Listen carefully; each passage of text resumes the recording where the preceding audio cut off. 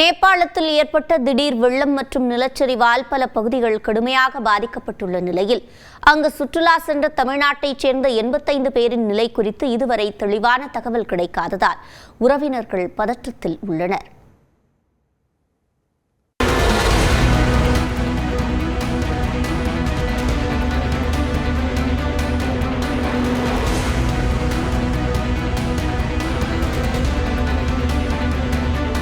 தமிழ்நாட்டில் இருந்து மானசரோவர் யாத்திரைக்காக சென்றிருந்தவர்களில் கும்பகோணத்தைச் சேர்ந்த சூப்பர் யாத்ரா ஏஜென்சி மூலம் 57 பேர் கொண்ட குடும்பம் சென்னை குரோம்பேட்டையைச் சேர்ந்த மகாதேவ் கைலாஷ் யாத்ரா என்ற தனியார் ஆன்மீக சுற்றுலா நிறுவனம் மூலம் 49 பேரும் சென்றிருந்தனர். யாத்திரையின் பொழுது குடும்பத்தினருடன் புகைப்படங்களையும் வீடியோக்களையும் பகிர்ந்து கொண்டு மகிழ்ச்சியாக இருந்த நிலையில் திடீரென ஏற்பட்ட பெருவெள்ளம் அவர்களை நிலைகுலைய செய்துள்ளது.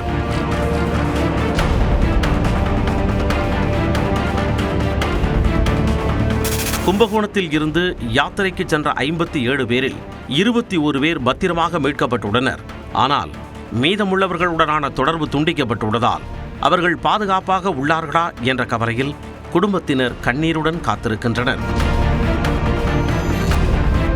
காலையில் 6 மணிக்கு எங்கள் அம்மா ஃபோட்டோ அனுப்பிச்சு இந்த மாதிரி இங்கே சியாப்ரூ அப்படிங்கிற பிளேஸ்லேருந்து டிபெட் பார்டர் இன்னைக்கு கிராஸ் பண்ணிடுவோம் அப்படின்னு சொல்லி மெசேஜ் பண்ணியிருந்தாங்க. பட் இந்த டிவியில் இந்த ஃப்ளட் நியூஸ் வந்ததுக்கப்புறம் நான் ட்ரை பண்ணேன். பட் ரீச் பண்ண முடியல, எங்கள் அம்மாவை யாரும் ரீச் பண்ண முடியல. ரெஸ்கியூ நடக்கிற வீடியோஸை பார்க்கும்போது கொஞ்சம் நம்பிக்கை கொடுக்குது.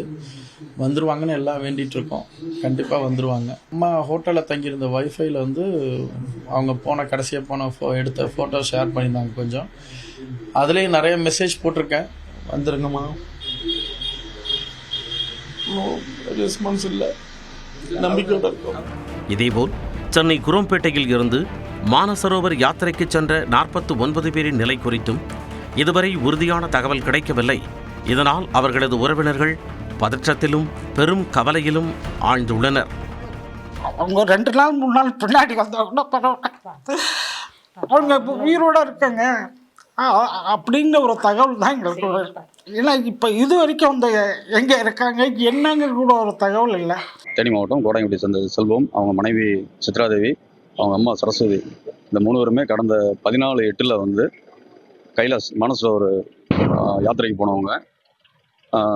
இன்னைக்கு திரும்ப வேண்டிய டைம், இன்ன வரைக்கும் திரும்பலை. அவங்கள கடந்த செவ்வாய்க்கிழமை வரைக்கும் அவங்களோட கம்யூனிகேஷன் தான் இருந்தாங்க. இப்போ கம்யூனிகேஷன் கட் ஆயிடுச்சு. அரசாங்கம் உடனடியாக தலையிட்டு அவங்கள நல்லபடியாக காப்பாற்றி கொடுக்கணும் அப்படின்னு சொல்லி நம்ம மாநில அரசாங்கத்துக்கும் மத்திய கவர்மெண்ட்டுக்கும் இந்திய அரசாங்கத்துக்கும் தெரியப்படுத்திக்கிறோம், நல்லபடியாக காப்பாற்றி கொடுக்கணும். டிபெட்டுன்னு ஒரு ஏரியாவில் எங்களுக்கு 7:30 கால் பண்ணுறாரு. செவ்வாய்க்கிழமை 7:30 கால் பண்ணுறாரு. கால் பண்ணி நான் இங்கே இருக்க எம்பசி போக போகிறேன்னு சொல்கிறாப்புல.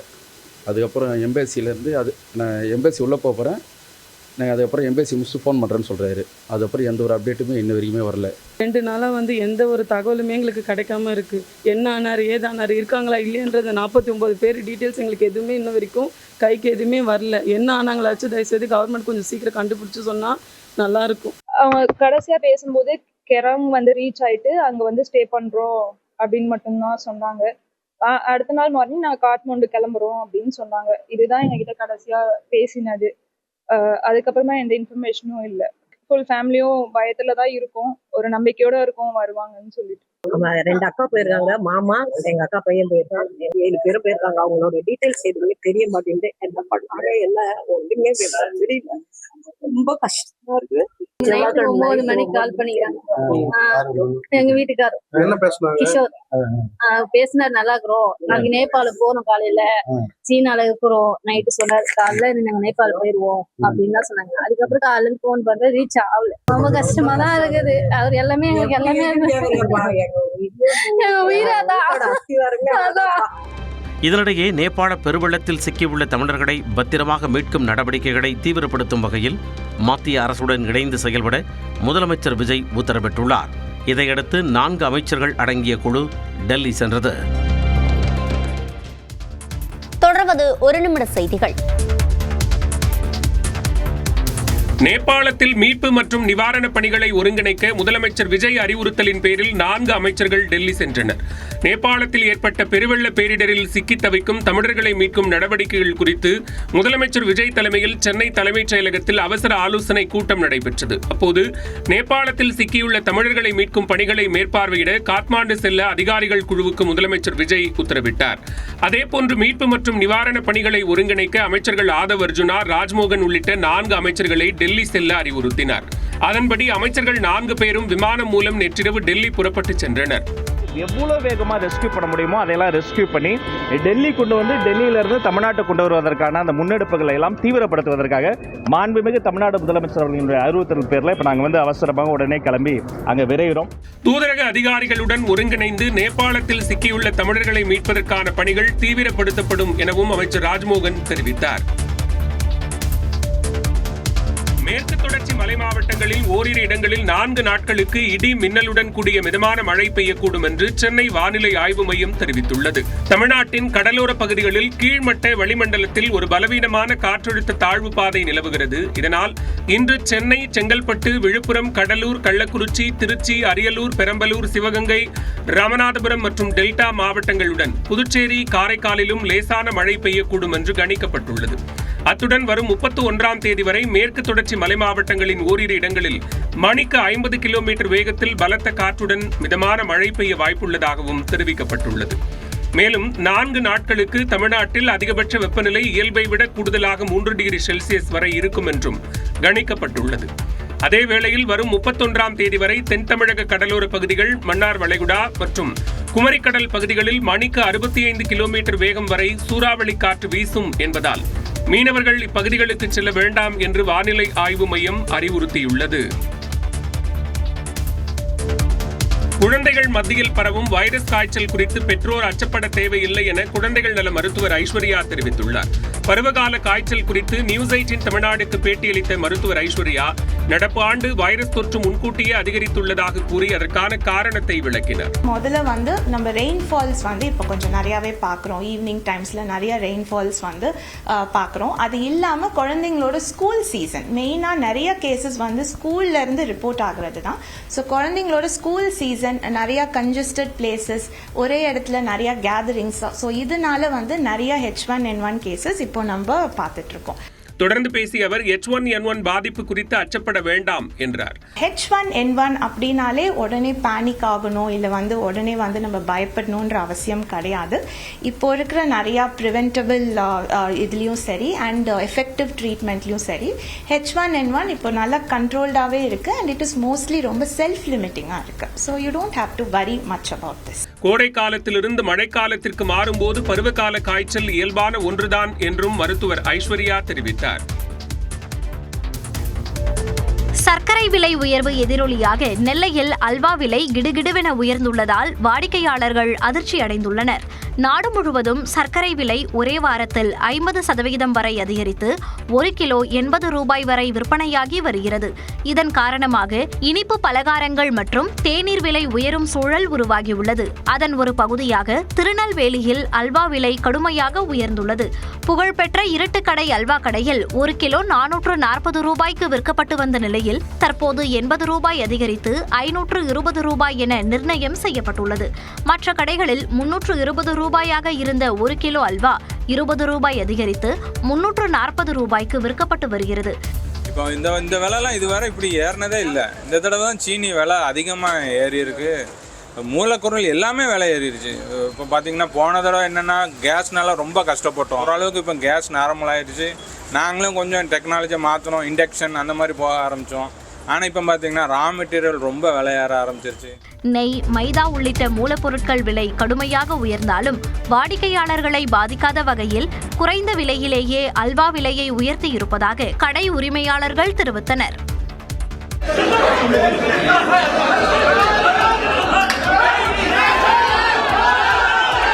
திரிணாமுல் காங்கிரஸ் அலுவலகத்தில் காவல்துறையினருடன் நடைபெற்ற கைகலப்பில் அக்கட்சி எம்பி டெரிகோ பிரெயின் படிக்கட்டில் இருந்து தவறி விழுந்த அதிர்ச்சி காட்சிகளை இவை. திரிணாமுல் காங்கிரஸ் கட்சியின் நிறுவன நாளை ஒட்டி அக்கட்சியின் மாணவர் அமைப்பு சார்பில் கொல்கத்தாவில் இன்று பேரணி நடைபெறவுள்ளது. இந்த நிலையில் திரிணாமுல் காங்கிரஸ் நிறுவனரும் முன்னாள் முதலமைச்சருமான மம்தா பானர்ஜியின் மருமகன் அபிஷேக் பானர்ஜியின் அலுவலகத்தின் மேல் தடத்தில் உரிய அனுமதியின்றி பெயர் பலகை வைக்கப்பட்டிருப்பதாக குற்றச்சாட்டு எழுந்தது. இதைத் தொடர்ந்து மாநகராட்சி ஊழியர்கள் 100க்கும் மேற்பட்ட காவலர்கள் பாதுகாப்புடன் அபிஷேக் பானர்ஜியின் அலுவலகத்திற்கு சென்று பேனரை அகற்ற முயன்றனர். அவர்களை MP டெரிகோ பிரைன் தலைமையில் திரிணாமுல் காங்கிரசார் தடுத்து நிறுத்தி வாக்குவாதத்தில் ஈடுபட்டனர். அப்பொழுது காவல்துறையினர் பலவந்தமாக MP-யை தள்ளிவிட்டு மேல் தளத்திற்கு சென்றனர்.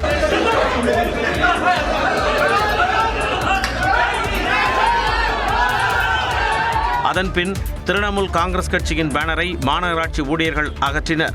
இந்த மோதல் சம்பவம் தொடர்பாக திரிணாமுல் காங்கிரஸ் தொண்டர்கள் 10க்கும் மேற்பட்டவரை காவல்துறையினர் கைது செய்தனர். இடஒதுக்கீடு, சாதிவாரி கணக்கெடுப்பு, சமூக நீதி உள்ளிட்டவை தொடர்பாக நேற்று சட்டப்பேரவையில் நடந்த காரசார விவாதங்களை பேரவை 2020 பகுதியில் பார்க்கலாம்.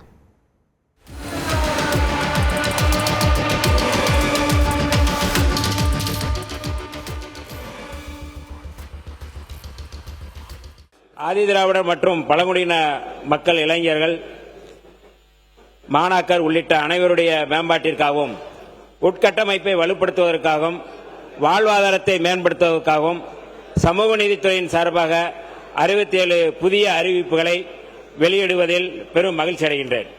ஆதிதிராவிடர் மற்றும் பழங்குடியினர் விளைபொருட்களுக்கு, இவர்கள் விளைவிக்கின்ற பொருட்களுக்கு புவிசார் குறியீடு பெற நடவடிக்கை எடுக்கப்படும். இது நீண்டகால கோரிக்கை. இந்த கோரிக்கையை இங்கே அறிவிப்பதில் பெரும் மகிழ்ச்சி அடைகின்றோம். இளைஞர்களுக்கு வேலைவாய்ப்பு உருவாக்கும் பொருட்டு திறனாய்வு மேற்கொண்டு உரிய பயிற்சியுடன் வேலைவாய்ப்பை உருவாக்கும் வெற்றிப்படி திட்டம் குறிப்பாக தென் மாவட்டங்களில் இது செயல்படுத்தப்படும். இது மிக முக்கியமான அறிவிப்பு. பிற்படுத்தப்பட்டோர், மிகவும் பிற்படுத்தப்பட்டோர் மற்றும் சிறுபான்மையினர் நலத்துறை சார்ந்த புதிய அறிவிப்புகளை தற்போது வெளியிடுகின்றேன்.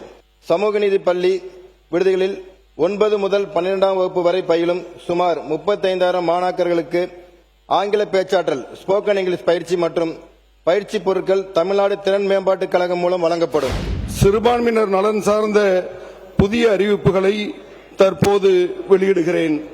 குறைந்த வாடகையில் குடும்ப நிகழ்ச்சிகளையும் பொது மற்றும் விழிப்புணர்வு நிகழ்ச்சிகளையும் நடத்திக் கொள்வதற்கு ஏதுவாக சிறுபான்மை மக்கள் அதிகம் வசிக்கக்கூடிய கடலூர், மயிலாடுதுறை, தென்காசி, தூத்துக்குடி மற்றும் கிருஷ்ணகிரி ஆகிய 5 மாவட்டங்களில் ரூபாய் 10 கோடி மதிப்பீட்டில் சமுதாய கூடங்கள் கட்டித்தரப்படும். சிறுபான்மையின மக்கள் அதிகமாக வசிக்கக்கூடிய கடலூர், மயிலாடுதுறை, தென்காசி, தூத்துக்குடி மற்றும் கிருஷ்ணகிரி ஆகிய 5 மாவட்டங்களில் ரூபாய் 10 கோடி மதிப்பீட்டில் சமுதாய நலக்கூடங்கள் கட்டித்தரப்படும் என்று மாண்புமிகு அமைச்சர் அவர்கள் அறிவித்திருக்கின்றார்கள். தமிழ்நாட்டிலேயே அதிகமான சிறுபான்மை மக்கள் பர்சன்டேஜ் வைஸ்ல வசிக்கக்கூடிய மாவட்டம் கன்னியாகுமரி மாவட்டம். இந்த 5 மாவட்டத்தில் கன்னியாகுமரி மாவட்டம் விடுபட்டிருக்கின்றது. அங்கேதான் அதிகமாக சிறுபான்மை மக்கள், கிறிஸ்தவ மக்களுக்கு வசிக்கின்றார்கள். பர்சன்டேஜ் வைஸ்ல அதுதான் அதிகமாக வருது. இந்த 5ல குறை இல்ல, 6ஆக அதிகம் நீ சேர்த்து கொடுங்க. முன்பாகவே அறிவித்துவிட்ட காரணத்தால் தான் இந்த கேள்வி எழுகிறது. இந்த கேள்வியில பணம் ஒதுக்க முடியுமா? ஏற்கனவே தீட்டப்பட்டு பணம் இந்தந்த பகுதிக்கு இது ஒதுக்கப்பட்டு இப்ப புதிதாக இருக்கிறது வராண்டில் தான் எடுத்துக்கொள்ள முடியுமே தவிர புதிதாக எடுத்துக்கொள்ள முடியாது. எனவே அமைச்சர் பதிலுரைக்கு முன்பாக இதை அறிவித்தால் எந்த கேள்வி இருக்காது. பல்வேறு ஆய்வுகளுக்கு அடிப்படையிலே தேவைக்கேற்ப இந்த முடிவுகள் எடுக்கப்பட்டிருக்கிறது. இந்த அறிவிப்புகள் செய்யப்பட்டிருக்கிறது. தற்போது உறுப்பினர்கள் தெரிவிக்கக்கூடிய கருத்துக்களின் அடிப்படையிலே பரிசீலனை செய்து முதலமைச்சர் அவர்களிடம் ஆலோசித்து முடிவுகள் எடுக்கப்படும். 49 சாலைகள் திருவண்ணாமலை மாவட்டத்தில் எடுக்கப்பட்டதாக மாண்புமிகு அமைச்சர் அவர்கள் பதிவு செய்திருக்கிறார்கள். ஆனால் திருவண்ணாமலை மாவட்டத்திற்கு எடுக்கப்பட்ட சாலைகள் 10 என்பதை இங்கே பதிவு செய்கிறேன். மாண்பு அக்ரி கிருஷ்ணமூர்த்தியுடைய லெட்டர் பேடில் நான் பார்த்தேன். அவர் இடம் மாறி இருக்கிறார், அங்கே படம் மாறவில்லை என்பதுதான் பார்த்துக்கொண்டு அந்த படத்தை பார்த்த லெட்டர் பேட் உங்களுக்கு பின்னால் பார்த்தோம். OPS உடைய படம் அங்கே இருக்குது. இன்டெலம் போட்டல அங்க இடம் மாறி இருக்கிறார், ஆனால் படம் மாறவில்லை என்பதுதான். வனத்துறை அமைச்சர் உட்காருங்க, வேணாம் உட்காருங்க, லைட்டர் வெயில் எடுங்க, ஒரு நகைச்சுவையா எடுத்துக்கோங்க சில விஷயங்களை. சீன பகுதியில் உள்ள மேல் லெண்டே ஆற்று பகுதியில பனிப்பாறை சரிவு காரணமாக ஏற்பட்ட ஒரு மிகப்பெரிய வெள்ளம் நேபாளம், திபெத் நாடுகளினுடைய எல்லை பகுதியில கோடேகோஷி ஆற்றில பேசி முடிக்கட்டும், பதிவு பண்ணலாம். அப்புறம் நீங்க உட்காருங்க, அது தொடர்பாக நீங்க பேச விடுறேன், நீங்க பேசுங்க, அது தொடர்பாக உங்களை அனுமதிக்கிறாங்க. இருங்க உட்காருங்க. இதே அவையில் கரூர் சம்பவம் நடந்த போது மாநில முதலமைச்சர் முதல்ல எடுத்து அறிவிக்கிறாங்க. அதுக்கப்புறம் தான் வந்து உங்களுடைய வினாக்களை நீங்க வைத்தீங்க. அப்ப அந்த சம்பவம் நடக்கிற போது அனுமதித்தீங்க, அனுமதிக்க முடியாது. உட்காருங்க சார், யார் முதல்ல பேசுவது என்பது அல்ல. அமைச்சர் விளக்கம் கொடுத்த பிறகு உங்களுக்கு எவ்வளவு வேணாலும் நான் நேரம் தரேன். எல்லா கட்சிகளும் இதை பத்தி அறிவிப்பு கொடுத்திருக்கின்றீர்கள், நீங்க பேசுங்க. நாங்க சொன்னதுனாலதான் அவங்க பேசுறாங்க என்ற பதிலோ அல்லது எங்கள் பதிலுக்கு பிறகுதான் கேள்வி என்பதல்ல. மக்கள் பிரச்சனை எல்லோரும் அக்கறையாக இருக்கும் என்பதை உலகத்துக்கு தெரிய வேண்டும். அது இப்ப கேட்டா என்ன, அப்புறம் கேட்டா என்ன, கேளுங்க. யார் வேண்டாம்னு சொல்றா? நாங்க அரசு எதுவும் குறை சொல்ல விரும்பல. உங்களுடைய அரசுடைய கவனத்திற்கு கொண்டு வர்றோம். அதற்கு பிறகு நீங்க பதில் சொல்லுங்க. என்ன சொல்றேன், கவனத்துக்கே கொண்டு வராம நீங்களே எல்லாத்துக்கும் பதில் சொல்லுங்க. நான் எதுக்கு சட்டமன்றத்துக்கு வரணும்? மாண்புமிகு பள்ளிக்கல்வித்துறை அமைச்சர் அவர்கள் இருங்க, நான் சொல்லி முடிக்கிறதுக்கு கொஞ்சம் ஒரு 2 செகண்ட். இல்ல நான் சொல்றேன், இல்ல அவங்க அவர் இல்ல நான் சொல்ல வரேன், சொல்ல வரைக்கும் ஒரு ப்ளீஸ். எந்த மரபை யார் மாற்றுவீங்க? மரபு மாற்றப்படவில்லை. இல்ல அவர் கருத்துக்களை வழங்கினார். நீங்கள் அதற்காக கவன ஈர்ப்பு தீர்மானத்தை நாங்கள் கொண்டு வந்திருக்கிறோம். நாங்கள் முன்மொழி வேண்டும் என்று இல்ல அதே 0 பண்ணலாம், எழுப்பலாம், அது இல்லை மறுக்கவில்லை. ஆகவே மாண்புமிகு பேரவைத் தலைவர் அவர்கள் மறுபரிசீலனை தாங்களே வழங்குமாறு அன்போடு கேட்டுக்கொள்கிறேன். மாண்புமிகு பேரவைத் தலைவர் அவர்களே, உங்களுக்காக தான் பேசுறேன், சொல்லிடுறேன். மாண்புமிகு பேரவைத் தலைவர் அவர்களே, மற்ற கட்சி உறுப்பினர்களினுடைய கோரிக்கையை உங்களுக்காக தான் பேசுறேன், கொஞ்சம் உட்காருங்க. உங்களுக்காக தானே பேசுறேன், உட்காருங்க. ஆனா கவனி, கொஞ்சம் உட்கார சொல்லுங்க. தர சொல்றேன், ரெக்வஸ்ட் பண்றேன்.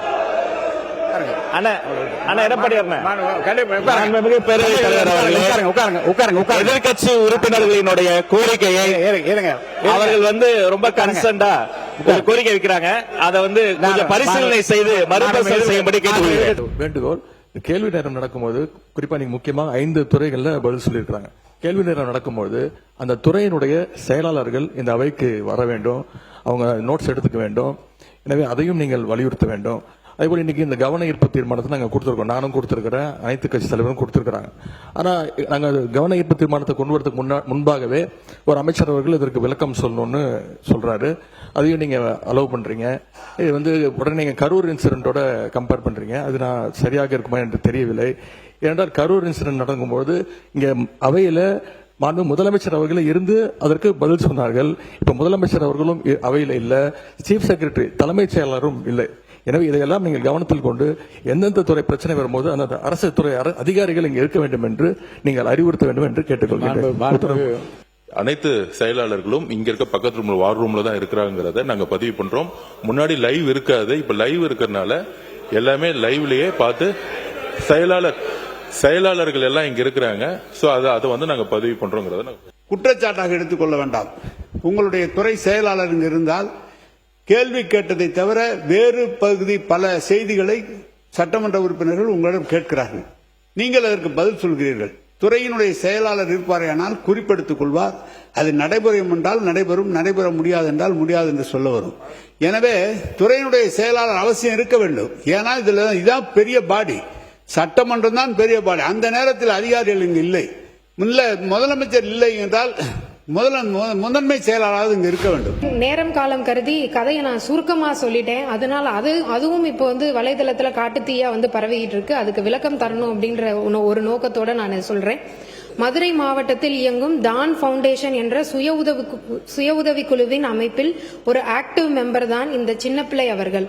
அப்பன் திருப்பதி பகுதியில் வைகை வட்டார களஞ்சியம் சுய உதவி குழு மூலம் பெண்களின் வாழ்வாதாரத்தை உயர்த்த சிறப்பாக பணியாற்றி வந்தார். அதே சமயம் மதுரையில் இயங்கும் நிறுவனமான ஹைடெக் அராய் என்ற ஆட்டோமொபைல் உதிரிபாக நிறுவனத்திற்கு இதே சுய உதவி குழுக்கள் மூலம் ஓரிங் எனும் சிறிய ரப்பரால் செய்யப்பட்ட காற்று மற்றும் திரவம் வெளியேறாமல் இருக்க பயன்படுத்தப்படும் ஒரு கேஸ்கெட்டை ஜாப் ஒர்க் அடிப்படையில் இந்த சுய உதவி குழுக்கள் மூலம் செய்து தரவும் உந்துதலாக இருந்தார்.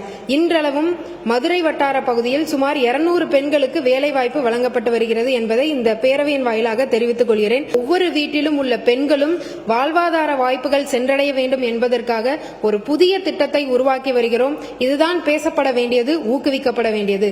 ஆனால் எதிர்க்கட்சியினர் நான் பேசிய ஒவ்வொரு வார்த்தையும் நுணுக்கமாக பிரித்து அரசியல் செய்து கொண்டிருக்கிறார்கள். ஆதிராவிடர் மற்றும் பழங்குடியினர் நலத்துறை என்பதை மாற்றி சமூக நீதித்துறை என்று பெயர் மாற்றம் மட்டுமே நிகழ்ந்துள்ளது. அத்துறையில் எவ்வித மாற்றமும் நிகழ்ந்ததாக தெரியவில்லை. சமூக நீதித்துறைன்னு மாத்திட்டாங்க. சாதியை குறிப்பிட்டா போயிடுமா? இந்த அரசு சாதிங்கிற வார்த்தையை ஒழிக்கணும்னு நாங்க நினைக்கிறோம்.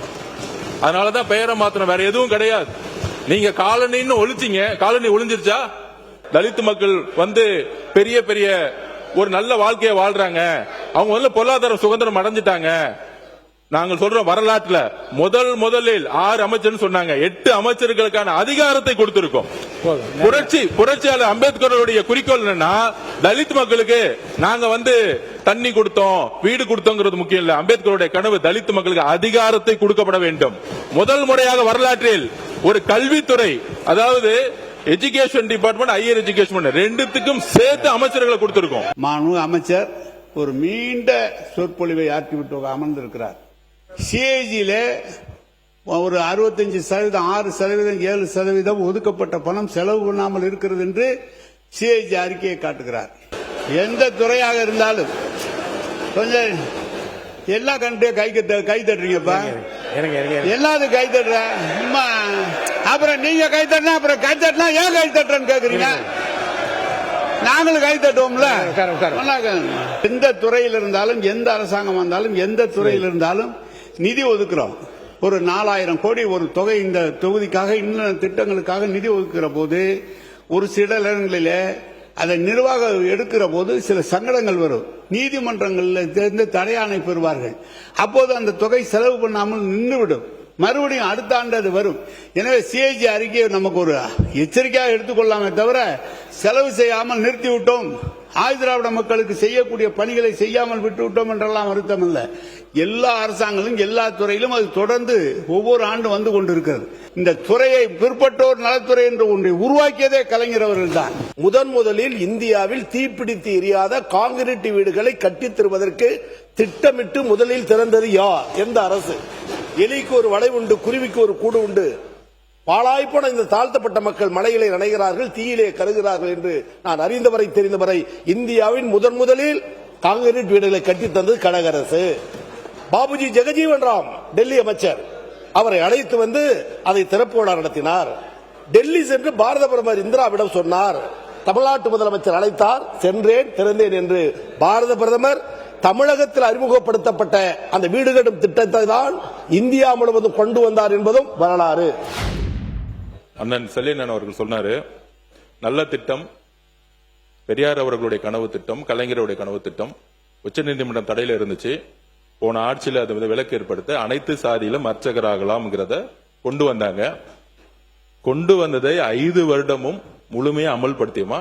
அதோடைய டேட்டாவை மட்டும் ஒரு நிமிஷம் சொல்லிடுறேன் நான் உங்ககிட்ட.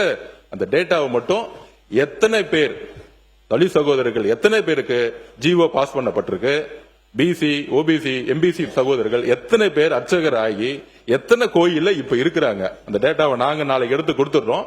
எத்தனை பேர் ஆயிருக்கிறாங்க, இல்ல அந்த திட்டம் மற்றவர்களுடைய அழுத்தத்தினால நடுவுல கைவிடப்பட்டுச்சுன்னு நம்ம ஜீவோ சொல்லல. ஆனால் எத்தனை பேர் இதுல பயனடைஞ்சு ஜீவோ போட்டு எத்தனை பேருக்கு வேலை வாய்ப்பு கொடுத்தீங்கிறத கொஞ்சம் பதிவு பண்ணுங்க. முக்கியமான அனைத்து ஜாதியினர் அச்சலாகம் திட்டத்தில் இந்த ஆட்சி பொறுப்பேற்றவுடன் 32 பேர்களை அந்த திட்டத்தின் கீழ் மாண்புமிகு முதலமைச்சர் அவர்கள் நீதிமன்றத்திற்கு சென்று தடை வாங்குகிறார்கள் என்ற கருத்தை அறிந்து ஞாயிற்றுக்கிழமை அன்று அந்த திட்டத்தை நிறைவேற்றி திங்கட்கிழமை நீதிமன்றத்துக்கு செல்வதையே தடுத்த முதல்வர் எங்கள் முதல்வர். பொதுப்பணித்துறை அமைச்சர் உள்நோக்கம் கற்பிக்கின்ற வகையில் இந்த அனைத்து ஜாதி அர்ச்சனா வழக்கு நீதிமன்றத்தை குறித்து அவர் ஒரு கருத்தை சொன்னார். உண்மையில் சொல்லுகிறோம், மனசாட்சியோடு வருத்தப்பட்டு சொல்லுகிறோம்.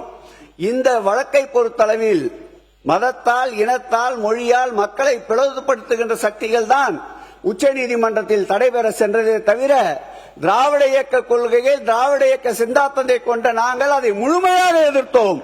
32 பேருக்கு அப்பாயின்மெண்ட் ஆர்டர் கொடுத்துட்டு கேஸ போட்டது யாருன்னு தெரியும். 5 வருஷம் கவர்மெண்ட்ல அவங்க இருந்தாங்களா, ஆனா அந்த கேஸ வெற்றி பெறவே முடியாதான். இப்ப நம்மள பார்த்து கேஸ நடத்தி இந்த திட்டத்தை செயல்படுத்துங்கன்னு சொல்றாங்க. உறுதியாக நாங்கள் கேஸில் வெற்றி பெற்று இந்த திட்டத்தை பெரியார் வழி செயல்படுத்துவோம். அதை நாங்க பதிவு பண்றோம். இதில் உள்ள அரசியல் என்னன்னா, சில மதவாதிகளுடைய அழுத்தத்தினால் கேஸ போட வச்சு இவங்களே டிராப் பண்ணி இவங்களே அதுல குறிப்பா அண்ணன் சேகர் பாபு பெரியார் பேர் உச்சரிக்கவே கூடாது, எங்களுக்கு தெரியும். அதனால இந்த போன ஆட்சி பெரியார் பெயரை பெயரளவுக்கு சொல்லிட்டு அனைத்து சாதி அர்ச்சகரா திட்டத்தை கைவிடப்பட்டுட்டாங்க. 5 வருஷம் சுப்ரீம் கோர்ட்ல ஜெயிக்கவே இல்லை இந்த கேஸ்ல. அனைத்து சாதியை சார்ந்தவங்களை அர்ச்சகராக்குனாங்க. சரி, அப்புறம் ஏங்க ஒரு தலித்த கூட பள்ளிக்கல்வித்துறை அமைச்சரா இத்தனை வருஷத்துல நீங்க ஆக்கவே இல்ல? இதுதான் உங்களுடைய சமூக நீதியா? உயர்கல்வித்துறை அமைச்சர் அவர் இருந்தாரு, ஏன் பள்ளிக்கல்வித்துறை அமைச்சரா ஆகல? ஒண்ணு. ரெண்டாவது அதெல்லாம் செஞ்சதா சொன்னாங்கல்ல, அது கடமை.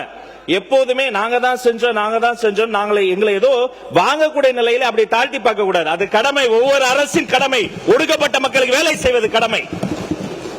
3, இவ்வளவும் சொன்னீங்களே, அதே கட்சியில இருந்து எத்தனையோ மூத்த உறுப்பினர்கள் இன்னைக்கு இந்த சமூகத்திலிருந்து, ஒடுக்கப்பட்ட சமூகத்திலிருந்து இத்தனை பேர் வந்துட்டாங்க, இவ்வளவு பேர் வந்துட்டாங்க. நாங்க போட்ட பிச்சைன்னு சொன்னதை மறக்க முடியுமா? யாருக்கும் பிச்சை போட வேண்டிய அவசியம் இல்லை. பாபா சாஹேப் அம்பேத்கர் கொடுத்த உரிமையில் நாங்கள் வாழ்ந்து கொண்டிருக்கிறோம். அதனால மதிப்பிற்குரிய உறுப்பினர் பொதுக்கூட்டத்தில் பேசுவதை போல பேசுகிறார், இவரை சொல்லாதீங்க, அவரை சொல்லுங்க. கருத்தை எதிர்கொள்ளுங்க. நீங்க கொடுத்து வாங்க வேண்டிய நிலைமையில நாங்க இல்ல. எல்லோருக்கும் எல்லாம். இது அம்பேத்கர் எழுதி வைத்த சட்டம். மாண்புமிகு பேரவைத் தலைவர் அவர்களே, வெளியிலே பேசியதெல்லாம் சட்டமன்றத்திலே கொண்டு வந்து இங்க இருக்கிற அமைச்சர்களோ உறுப்பினர்களோ பேசியிருந்தால் பரவாயில்லை. வெளியிலே ஏதோ பேசியதை எங்களுடைய கட்சி தலைமையை கண்டித்திருக்கேன். இல்ல நான் கட்சி தலைமையை கண்டிருக்கேன். அதை கொண்டு வந்து கொடுத்து எங்களுக்கு இங்க இருக்க எந்த ஜாதி பாகுபாடும் யாரும் பார்ப்பதில்லை. நீங்க ஜாதி பிரச்சனையை கொண்டு வந்து விடாதீர்கள். அதான் முக்கியம். அமைச்சர் வந்து ஜாதி பிரச்சனையை கொண்டு வந்து விட்டு விடாதீர்கள். அதான் விஷயம். நான் கேட்பது, கடந்த முறை 4 சட்டமன்ற உறுப்பினர்கள் விடுதலை சிறுத்தைகள் சார்பாக போட்டியிட்டு வெற்றி பெற்று இதே அவையில் இருந்தோம். உண்மையாவே கோட்பாட்டு அடிப்படையில் செயல்படுகிறது என்றால் 2 சட்டமன்ற உறுப்பினர்கள் தான் நாங்கள் இருக்கின்றோம். ஆனால் 2 சட்டமன்ற உறுப்பினர்கள் ஒருவருக்கு அமைச்சரவை கொடுத்து ஆட்சியிலும் பங்கு அதிகாரத்திலும் பங்கு என்பதுதான் கோட்பாடு. ஆனால் 4 சட்டமன்ற உறுப்பினர் இருந்தபோது கூட ஒரு அமைச்சரவை நீங்கள் கொடுக்கவில்லை என்றால் ஆட்சியிலும் பங்கு அதிகாரத்திலும் பங்கு என்கிற கோட்பாடு, நீங்கள் கோட்பாட்டு அடிப்படையில் பேசவில்லை, நீங்கள் பச்சாதாரத்து அடிப்படையில் பேசுகிறீர்கள் என்கிற செய்தியை நான் சொல்ல விரும்புகின்றேன். அவைத்தலைவரே, உங்களை கெஞ்சி கேட்டுக்கிறேன். நாங்களும் பொறுமையா 1 வாரம் 10 நாளா பார்த்துக்கிட்டே தான் இருக்கிறோம். மானிய கோரிக்கையை தவிர மத்த எல்லா நிகழ்ச்சியும் இங்க நடக்குதுங்க. நைட் அண்ட் டே எக்ஸாமுக்கு கூட இப்படி யாரும் ப்ரிப்பேர் பண்ணி இருக்க மாட்டாங்க. எல்லா சட்டமன்ற உறுப்பினரையும் நான் சொல்றேன், நைட் அண்ட் டே உட்கார்ந்து ப்ரிப்பேர் பண்ணி வர்றாங்க.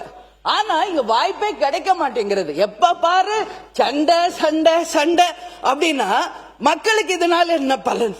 நான் என்ன பதிவு பண்றேன்னா, போன ஆட்சியில் சமூக நீதி பேசக்கூடிய திமுக சாதிவாதி கணக்கெடுப்பை பத்தி பேசவே கிடையாது. அது ஒன்றிய அரசு தான் செய்யணும். ஆனால் Telangana government, west Bengal government, பீகார்ல 3 மாசத்துல சாதிவாரி கணக்கெடுப்பு நடத்தி சோசியல் எக்கனாமிக்கல் ஸ்டேட்டஸ் அதை கொண்டு வந்து நடைமுறைப்படுத்தினாங்க. ஏன் கர்நாடகால முன்னாள் முதலமைச்சர் சீதாராமையா கொண்டு வந்தார் அதை.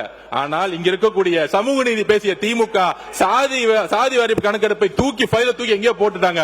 எங்களுடைய முதலமைச்சர், எங்க அரசு தான் சமூக நீதி கணக்கெடுப்பை இன்னைக்கு வந்து டிக்ளேர் பண்ணிக்கிறத பதிவு பண்றோம். ஏன் அவங்க நடத்தலன்னு சொல்லுங்க.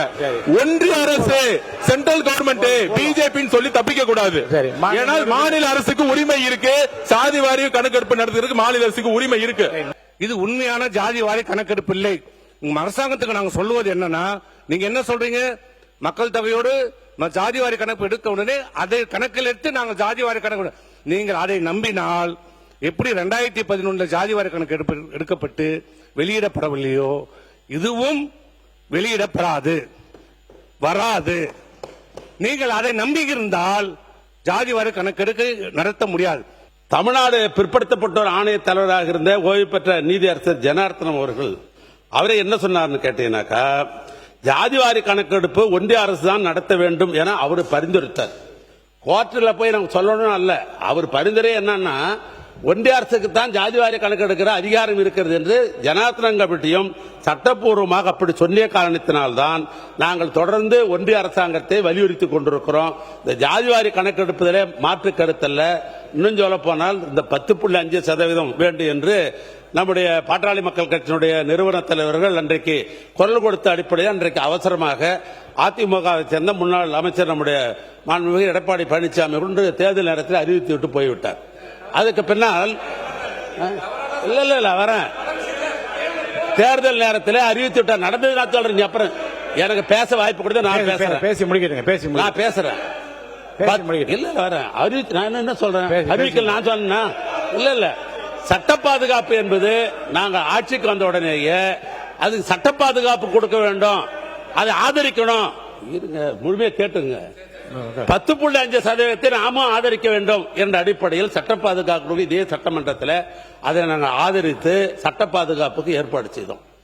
இதை போற போக்கில் தேர்தல் நேரத்தில் அறிவித்ததாக சொல்கிறார்கள். வன்னியர்களுக்கான இந்த உள்ஒதுக்கீடு என்பது பல ஆண்டு காலமான போராட்டம், அந்த மக்களுடைய போராட்டம். நீதியரசர் ஜனார்தனத்துக்கு அவரே பரிந்துரைத்திருக்கிறார், ஜாதிவாரி கணக்கெடுப்பதற்கு மாநில அரசாங்கத்துக்கு அதிகாரம் இல்லை என்று சொல்லி ஒரு தவறான கருத்தை சொல்லியிருக்கிறார். எங்கே, எப்போ, எந்த ரிப்போர்ட்டில் இருக்கிறது?